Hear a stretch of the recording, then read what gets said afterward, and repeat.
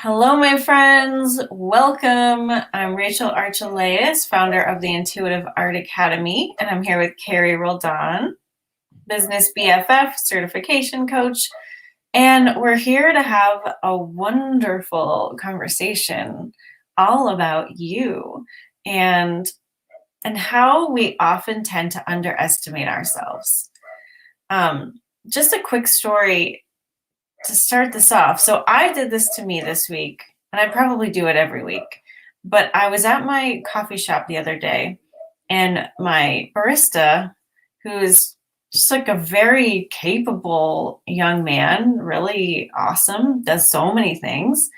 And he was like, "Oh, I sewed this patch on the back of my jacket. I didn't think I could do that."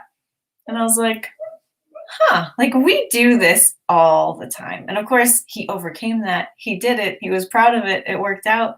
It looked good. It was straight and everything.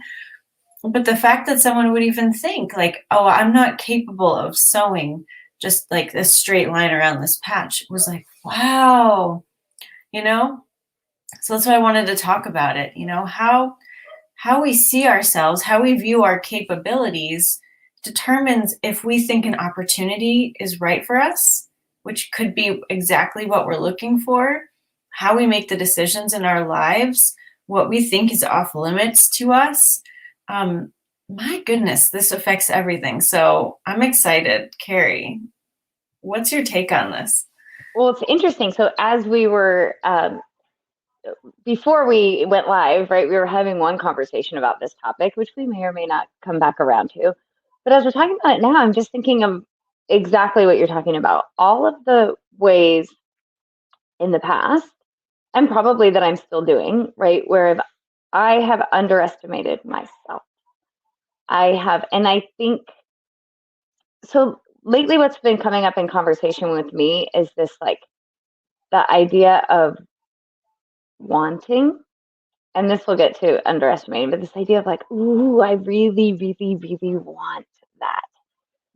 And the thing about wanting is many of us think of it from the place of lack, right? Like, oh, that want, that desire comes from, even we say, right, like we use that word in English language, like we say not for want of trying, which would mean not for lack of trying, right? So anyways, this idea of wanting has kind of come from lack. And I think that oftentimes we do that to ourselves with the things we really want.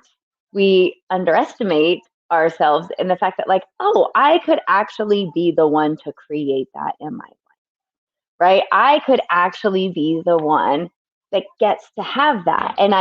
And which then leads to another question, right? Who do I have to be? How do I have to show up in order to be the person who gets that? And I think, right, that's what that guy did with the patch.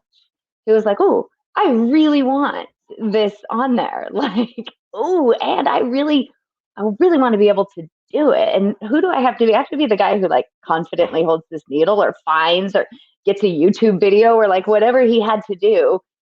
Like, I have to be the guy who believes I can do this, who feels capable, who sits down with his needle and thread and says, I've got this. And, there are things that I really, really, really want.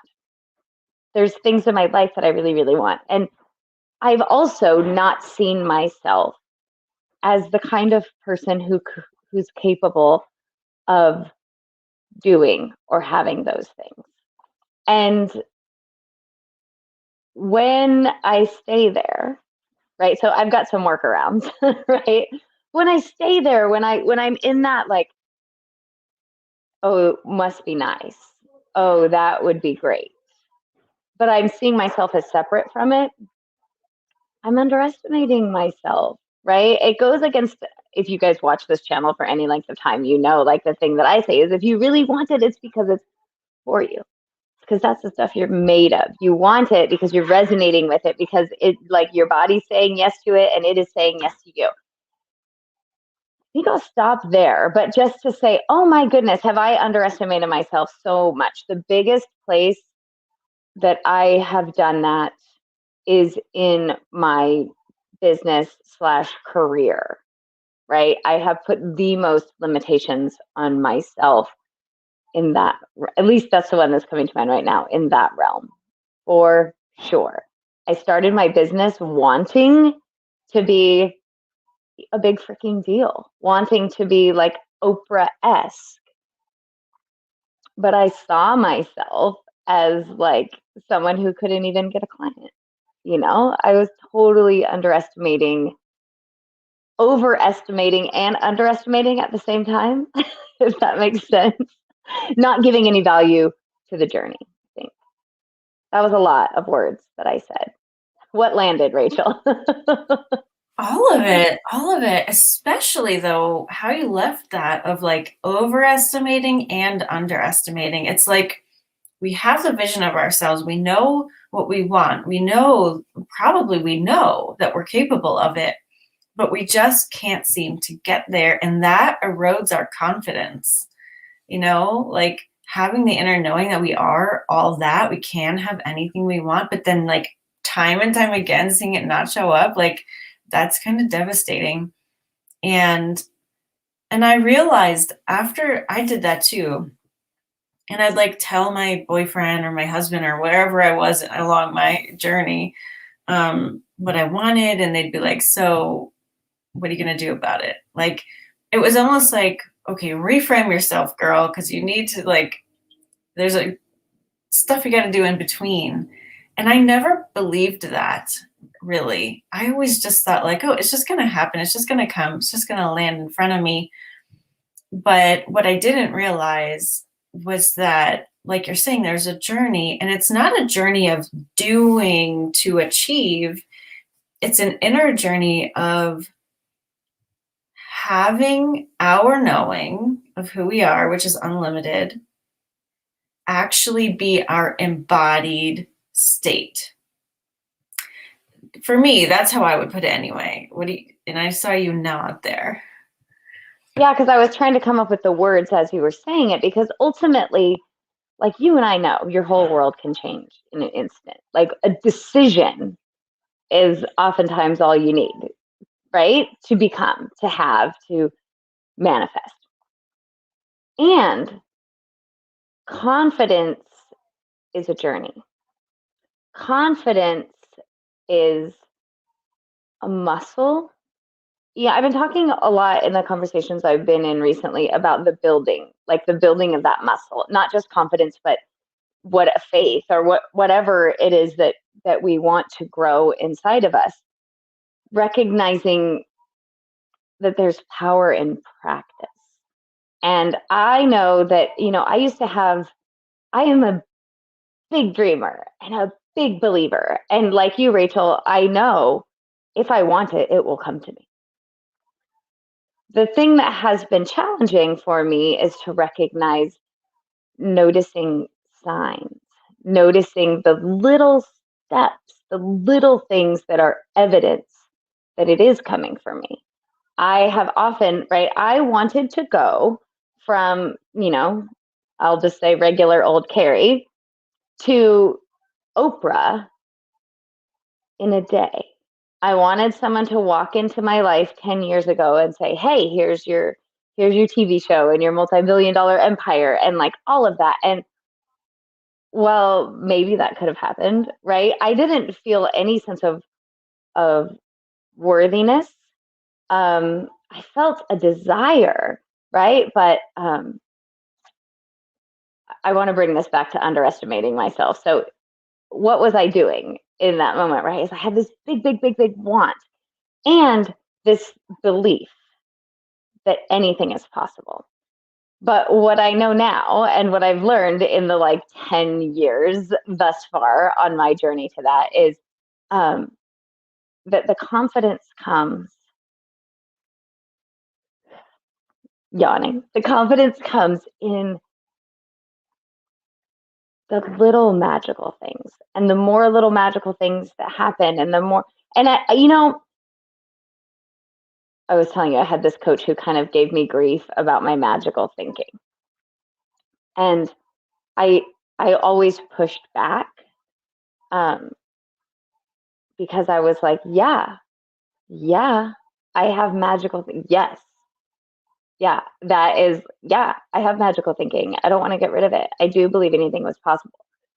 But what I recognize now, like 10 years in the looking, it was because I was doing that thing where it's not that it's not possible.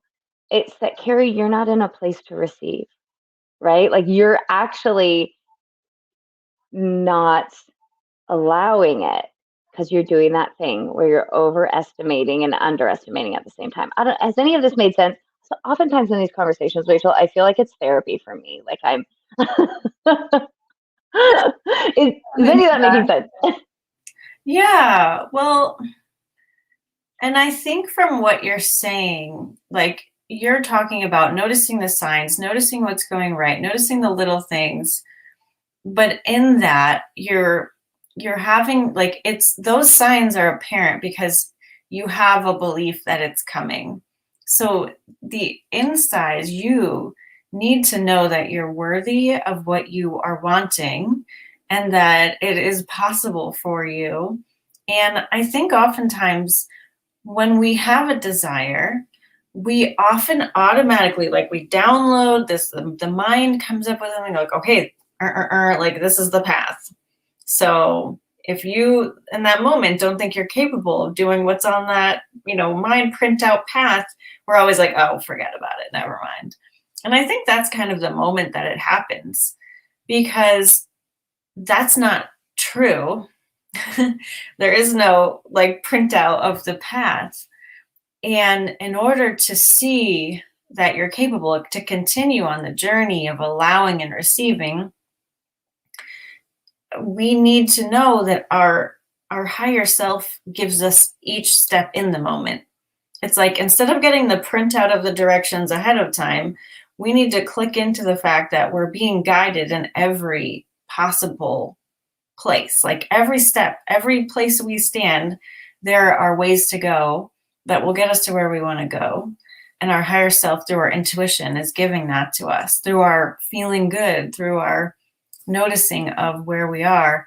And that means, though, that like there is no prescribed path. It means it's an internal thing. It's an internal thing. If we're feeling open and allowing and worthy in each moment, then we're naturally going to take the step that allows that into our lives. And if you look at the people who have achieved this, that's how they've done it. Like with Oprah, like she was given job opportunities all along the way that came to the Oprah show, but they weren't always what, in fact, most of those steps were like definitely looked down on. People told her not to take it. She was in positions on shows where like things were happening that made her stressed out, and she made a decision, even though she could get fired, to like stop doing the thing that got ratings. And so she found her alignment all the way along and just kept it. And that's how she got to where she is. And same for all these big business people, billionaires, like they're not billionaires because there's a list that you can download on the internet that says this is how to be a millionaire. They were intuitionally guided to that, making decisions based on what felt right to them and having enough confidence in themselves to know that if they do that, if they follow each step, one step at a time, they can get to where they want to be. And so we have that choice to make. Am I going to default to, there's only one way to do it and it's this way, and I don't think I can handle it, so I'm not going to do it?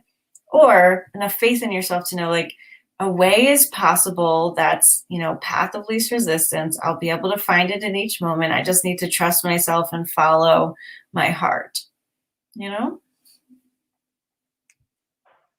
Yes, I totally know. And I'm going to that where we started about, right, stop underestimating yourself. Like what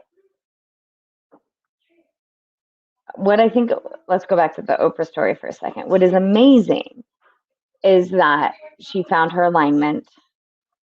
And even when the advice was, are you crazy? Don't do that. If you want to succeed in this business, this is the formula, right? she chose her alignment.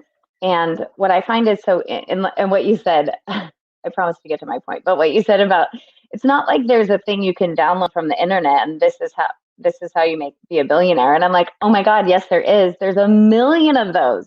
Like my YouTube feed is full of, follow these 7 steps to become a multimillionaire, to become a billionaire. Like there's so many of those. But if it was as simple as just follow the 7 steps, right? Or that if the 7 steps that worked for that person were for me, right? It's a whole different thing. So in terms of how we underestimate ourselves, I think the way that so many of us underestimate ourselves is to be the who am I to, right? So if we look at Oprah in that moment where, all the best practices were saying, do it this way. This is what gets ratings. This is how your career trajectory is going to go where you want it to go. And she was like, that doesn't feel right. And there were voices saying, who are you to decide, right? Who are you to think that you can do it differently? Who are you to think that what feels good for you is actually going to pay off? Who are you to think that your intuition knows better than all of the experts in the field?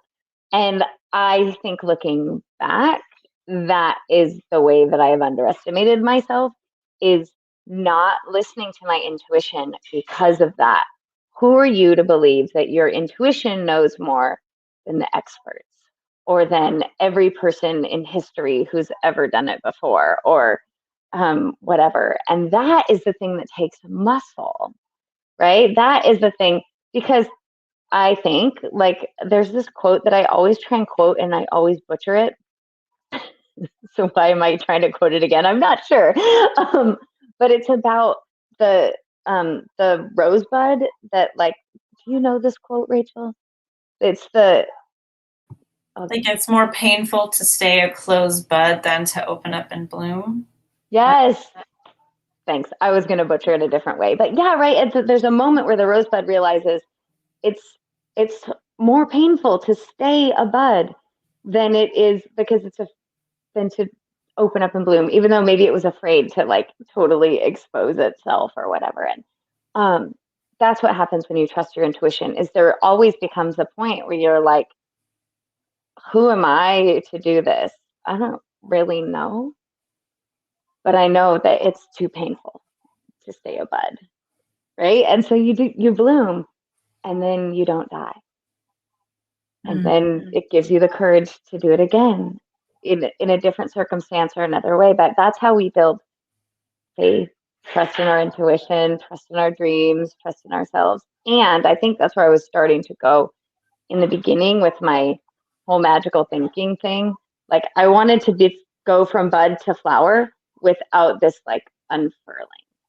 And each time that I've unfurled a little bit, it's like, that's good. Oh, that's a step in the right direction. Oh, and I don't know. That's how I'm sure I'm still underestimating myself in lots of ways. Rachel, you and I are beautiful mirrors for each other that way. But I'm committed to not doing it anymore. I know. And at least for bigger things, like maybe not for putting a patch on your jacket, but for things that take longer, like growing a business or, maybe trying to start a family or whatever it is that you're endeavoring upon, that journey of going from bud to flower, it can challenge your confidence. So even if you're on the journey, you're committed to doing it, a lot of times when we make steps in the direction of where we want to go, that's when we're the most fragile. That's when we're the most sensitive to other people's input. It's when we can, ask ourselves, who am I to be doing this? Can I really expect this? It gives us the time to question and doubt ourselves. And that's where I really fall back on my daily practices to help me move forward with more grace and more faith. Like doing intuitive art to see the vision. Where am I going? If I keep up this path, what does it look like? Answering questions that come up. And, I meditate and I listen to a lot of really uplifting things so that it's easier for me to go back to that positive place after I've had that internal question of, what did I even have the other day? I don't know. It was something like, I thought I had to give up something because I wanted to put more into my life. And so that was my first reaction of like, okay, like I can't handle all of this. I need to give something up. And then I realized after a few days of investigating that, I was like, it's not true. It's not true. There are lots of ways that this can work out for me. There are lots of ways that this can still enhance my life. There are lots of ways, etc., that I can do all of this and handle all of this in a relaxed way. And I think it's just important to have a good baseline of confidence and faith in yourself, because that becomes necessary as you continue to grow, because you need a solid foundation platform to spring from. Like if you build your foundation precariously and then you like try to go too far, it's all going to fall apart. And that can be really devastating. So I think going slower, building yourself up, putting things in your life that help you come back to a place of receiving and, centeredness, that is essential for me. And I imagine helpful for everybody. So two things came up for me when you're talking about that. One, I want to acknowledge Cricket because she's putting amazing things in the chat. But yes, Cricket, she's quoting Marianne Williamson. Oh, thanks for putting that on the screen. Saying she loves that quote, "Who are you not to be magnificent?" Right? And the other Marianne Williamson quote I love is when she's like, when you give yourself permission to shine your light. I think she just says, when you let your own light shine, you give others permission to do the same, right? You're actually, this idea, we're like, who am I to do this? Who am I? Who do I think I am? Well, right? Who are you not to? Who are you not to be magnificent? And when you do that, when you step into your own glory, right? The amazingness that is you, the people who are looking at you going, who does she think she is? Those are people who are just afraid, right? They're just afraid to be who they are. But bigger, more than that, right? You give other people permission. People are inspired by you, right? People are inspired by like, yeah, my friend Cricket, who courageously did this thing, has inspired me to do my own thing. And that is super duper valuable, right? I think we underestimate our power in that way. We underestimate that honoring ourselves influences. Like you don't actually have to be an influencer to influence in that way. But the other thing that came up is, so this is more therapy for Carrie, so thank you. I'm thinking about how I felt in the very, very beginning of my business. And I was listening to something right before we got on this call, Rachel, and it was an interview with Rachel Hollis.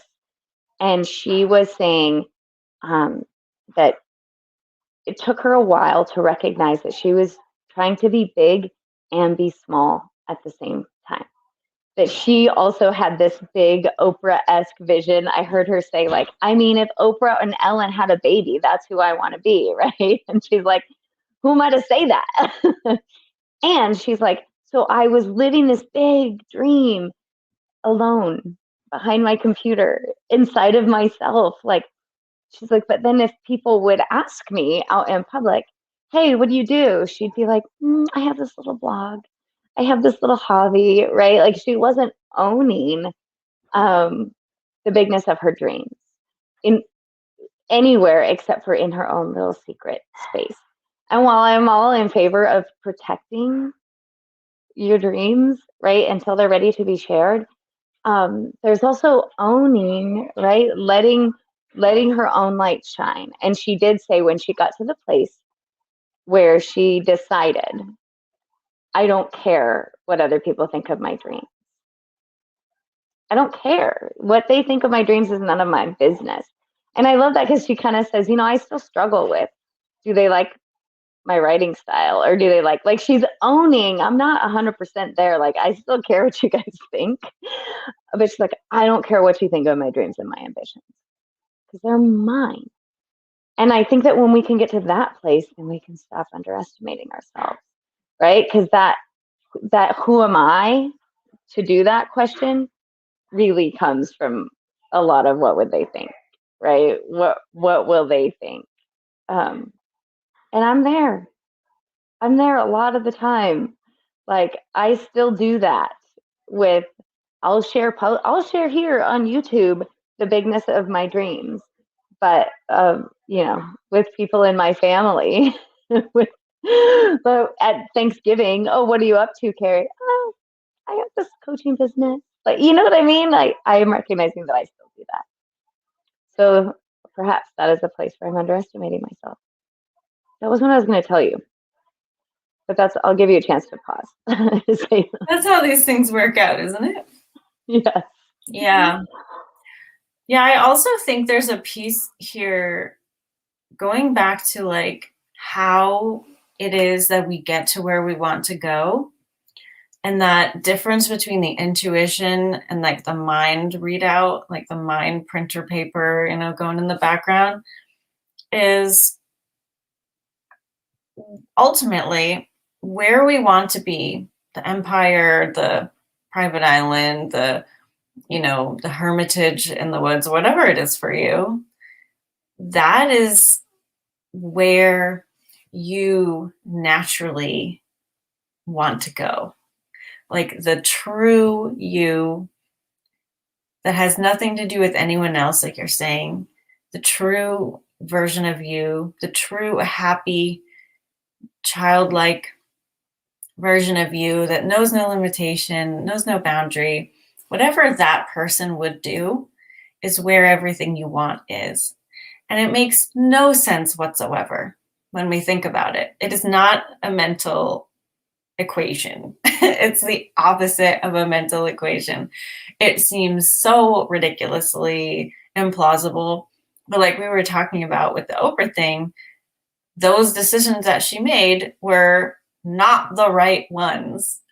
And yet she got to where she is because of that. And with the Marianne Williamson stuff too, same exact thing. Your light shines when you are the natural you doing what you want to do because of no agenda, because of nothing else other than it pleases you. It tickles you. It lights you up. And making those decisions does take courage, as Cricket pointed out in the comments.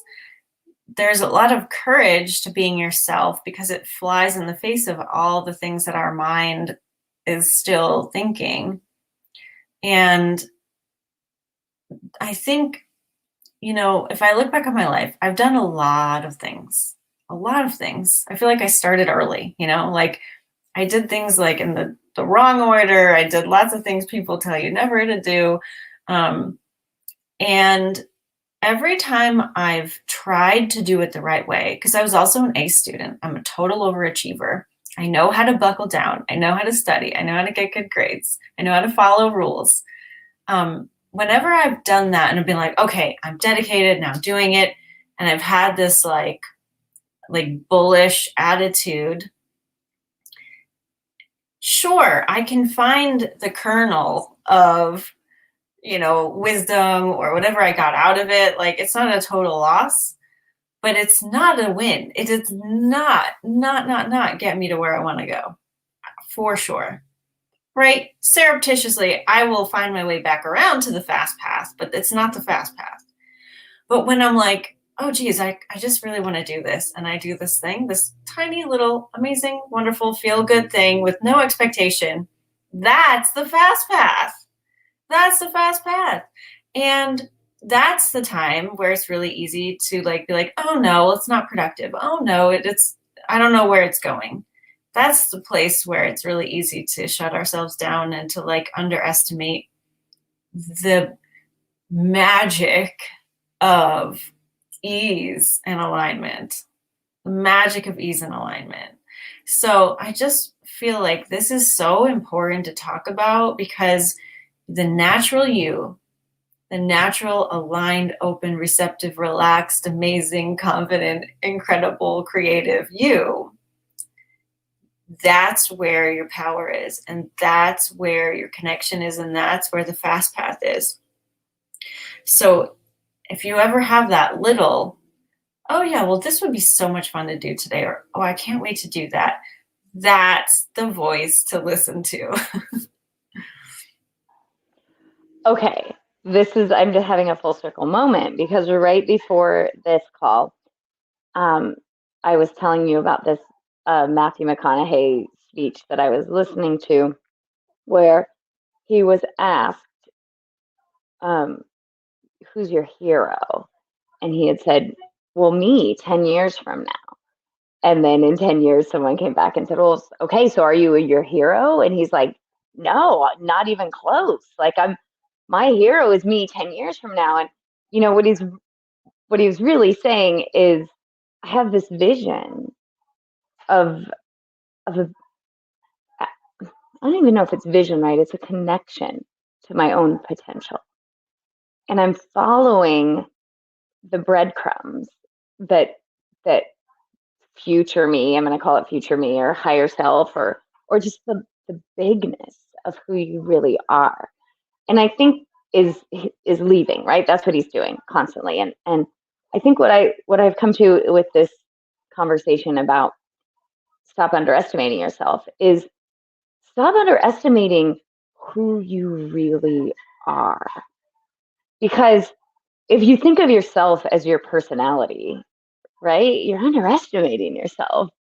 If you think of yourself as your brain and your experiences, you are underestimating yourself. Like you are so much more.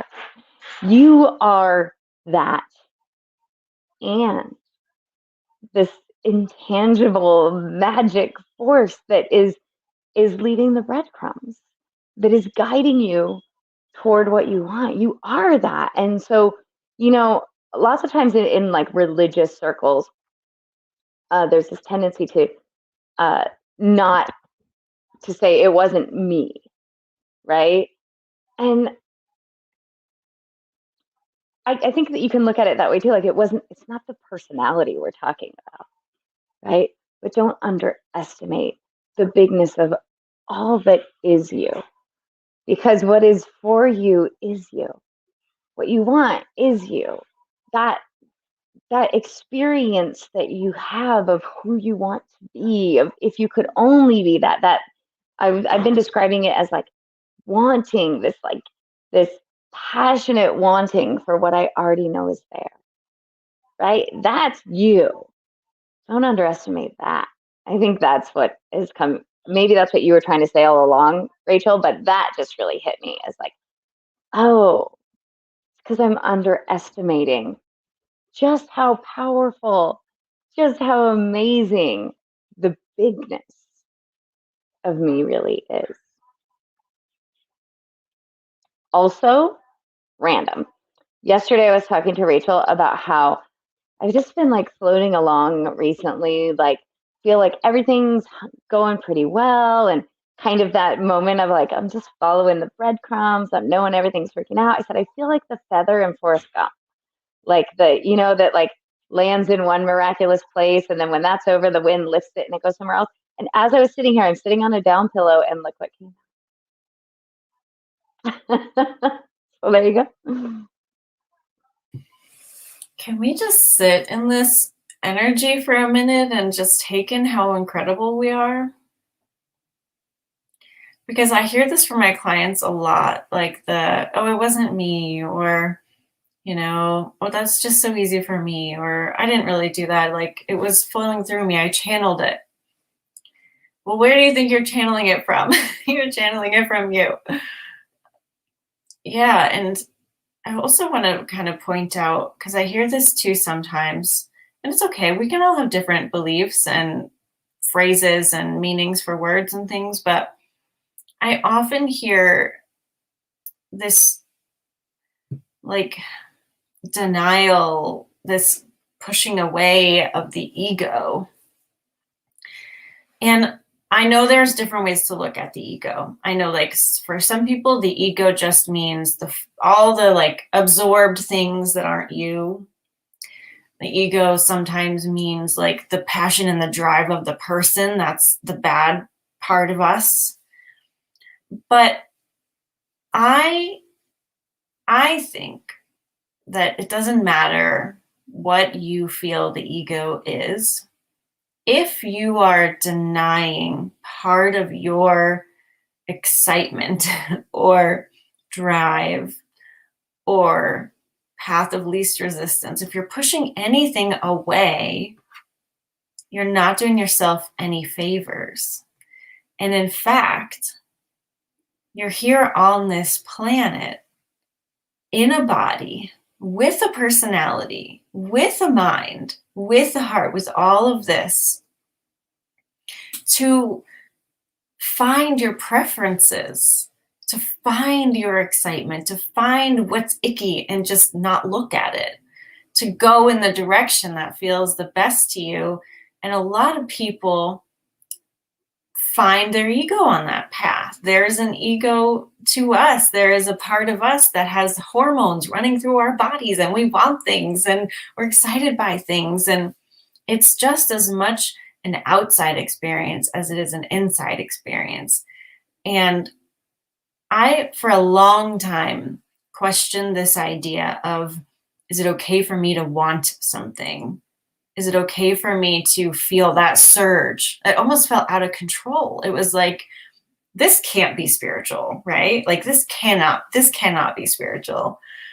But what I came to over lots and lots of years of, inner inquiry and study is that whatever is lit up on my path, regardless of why, is a valid direction to go. And if you have the capacity to ask yourself, like the yes no technique, is this the most beneficial thing for me to do right now, and get a clear answer? Sometimes it's different from your excitement. I will totally admit that. But even before I had the capacity to do that, I was never steered wrong by going toward my excitement, because you can be excited about it to the point where, like, oh, it's no longer exciting. And then you find the more beneficial path and the more beneficial path and the more beneficial path. So embracing the ego, embracing it, even if there's stuff that you've absorbed that is at play and why you want something. Like, oh, I want a mansion, and I want a mansion because mansions are cool and people love mansions. And yeah, it's a status symbol, but there's also more to it. If you question your desires to the point where you're just so like confused about who you are and what you want, and you're trying to put part of you in a box, that just, it like wrecks your confidence. It wrecks your flow. And I found that it really took me on a big detour. It wasn't the more spiritual way to go.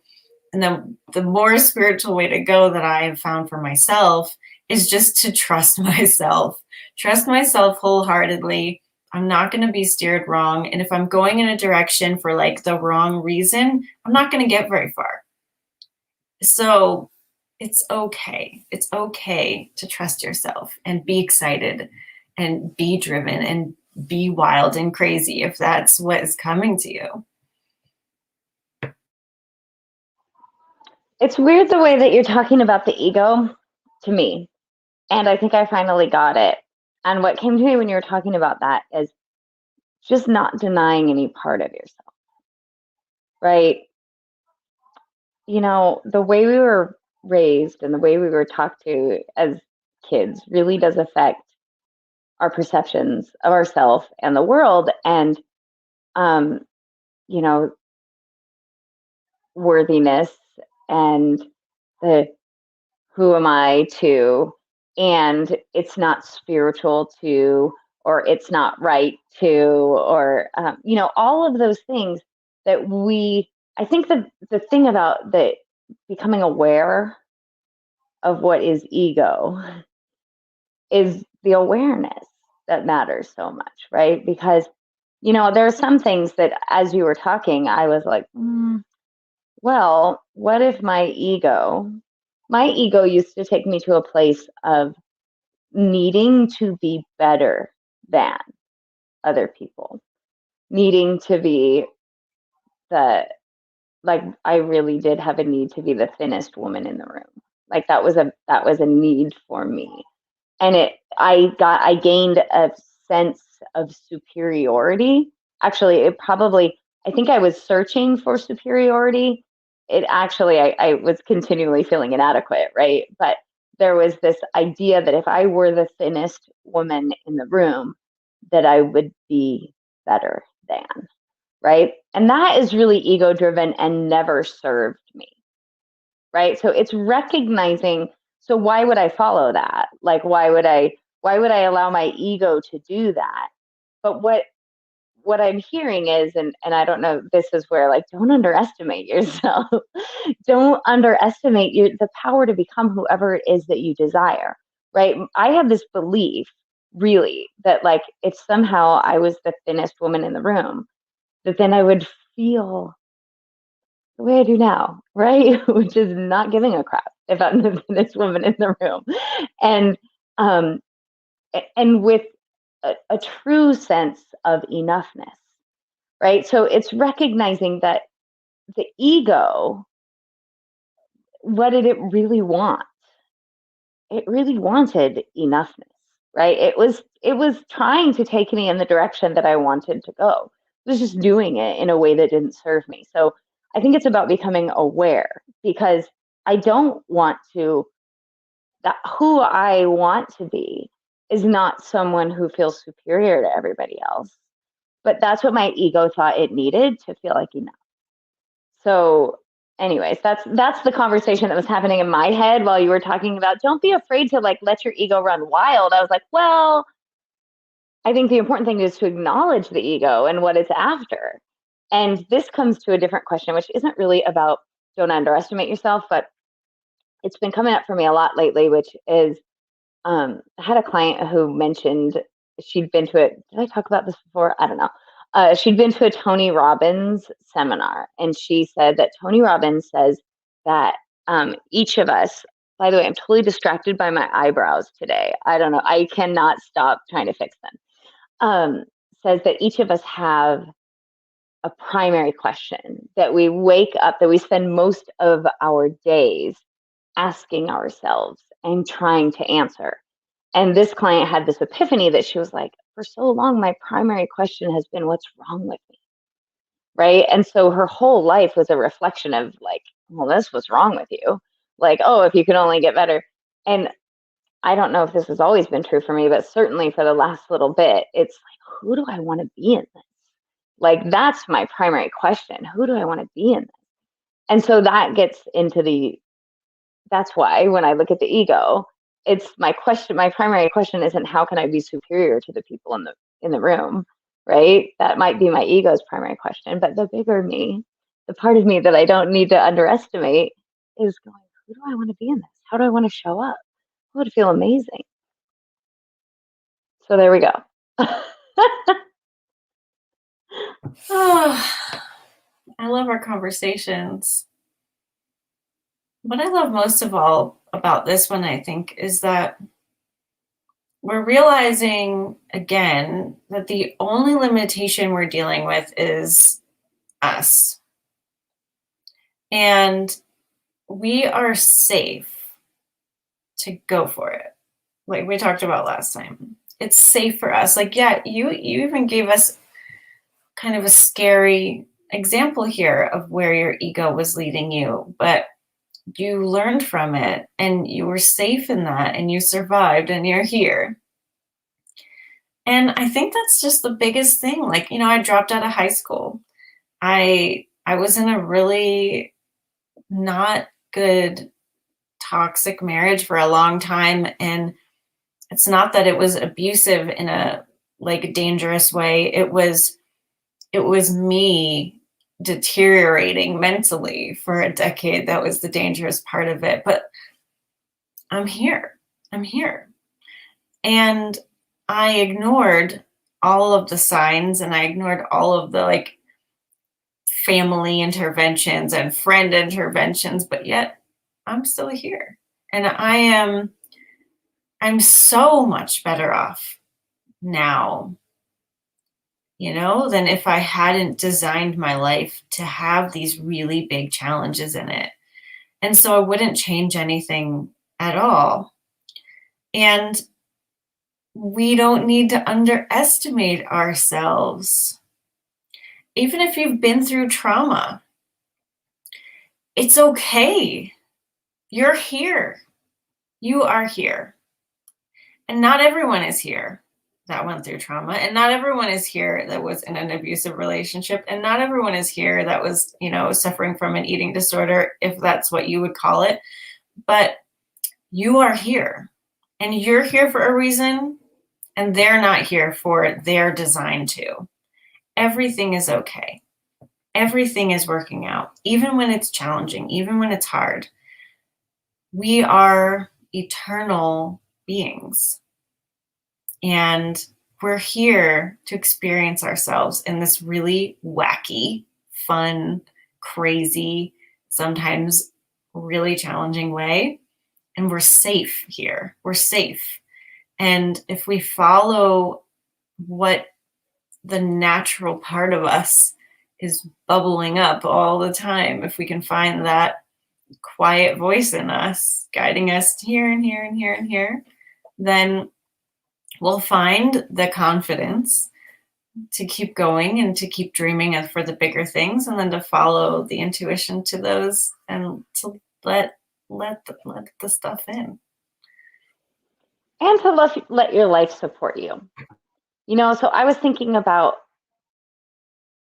okay, I just need to say what I'm going to say, which is you're uniquely designed and prepared to handle whatever is on the journey to get you to where you want to go.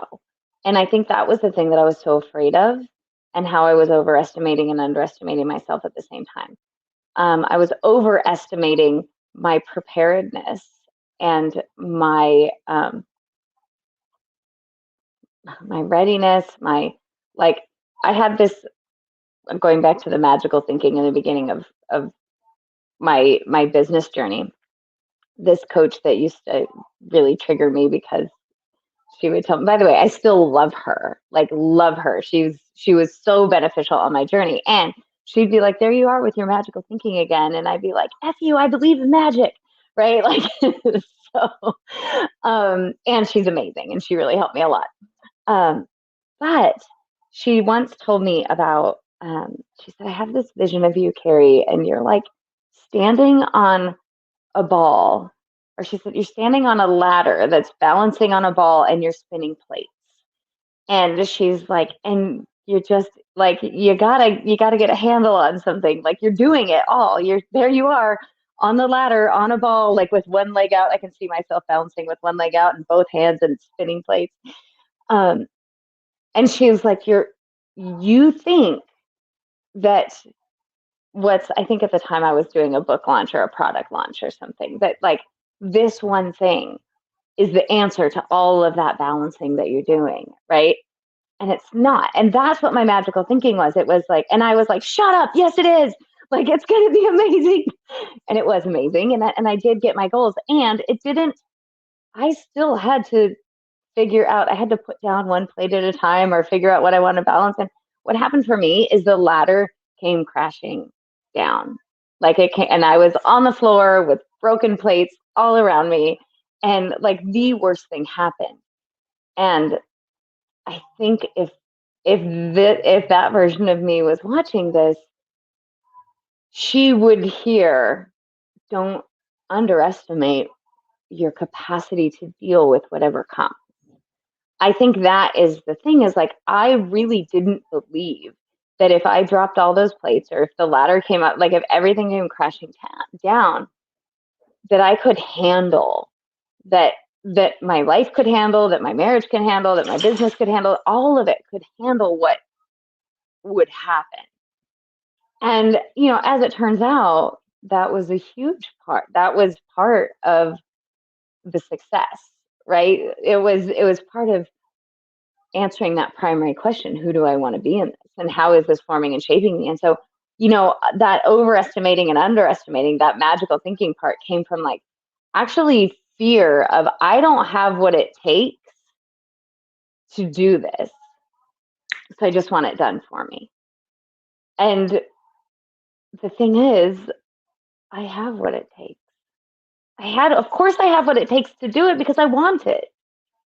And I run every Sunday with my friend Holiday, and she's got a Bible story for everything I ever talk about. And she's always reminding me that, in the Bible, every single person that like God calls on, they're like, yeah, no, I'm not your guy. Like, I can't handle that. Right. And that's the same with us. Right. And of course they can. They're uniquely prepared for their being called. And while I don't quite look at it as the same as God calling on me, it's more of it's coming from within me. I'm being called to it, and it's from me and it's for me. I can resonate with that understanding of like, oh, Carrie, don't underestimate yourself. You wouldn't want it if it wasn't for you. You wouldn't feel called toward it if it wasn't for you. And you can relax, and you don't even have to question whether or not you're prepared for it, because it's for you. It's from you and it's for you. Well, golly, we had a great conversation. Yeah. And if you want help building this platform of confidence, alignment, ease, allowing, do come join us in the multidimensional abundance coaching group, because this is the work that we do. Help you prepare yourself for your journey of allowing. And it's happening, and it's really fun to watch as all the people in the group really are lining up and they're allowing and things are flowing, and when that's not happening, how to help course correct and go back to that core. And it's just really, really great. So if you want more information on that, you can go to intuitiveart.com/membership. We are there. And we're having another aligned up level April 1st and 2nd. Mark your calendars, get ready for the invitation. It's coming soon. We can't wait to meet with you again. We're doing it in 2 days this time. It's going to be amazing. It's going to be intimate. It's going to be truth-filled, and we're really excited.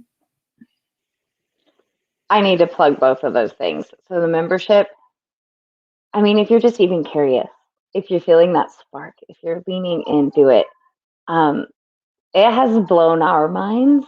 Like we created this with something in mind, and I don't know about you, Rachel, it's completely exceeded my expectations, and I had some pretty big expectations. It's so powerful to be surrounded by people committed to better and better and better and better.